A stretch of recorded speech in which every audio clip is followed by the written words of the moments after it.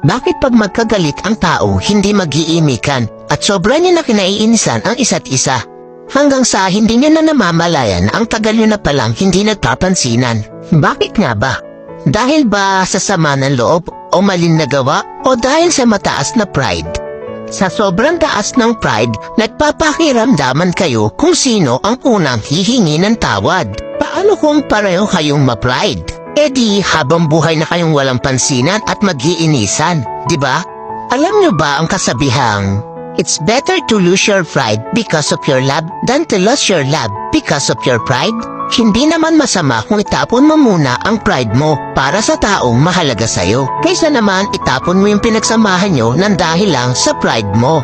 Wala namang masama o mawawala kung ikaw ang unang lalapit o iimik. Ika nga ang nagmamataas ang siyang ibinababa at ang nagpapakumbaba ang siyang itinataas.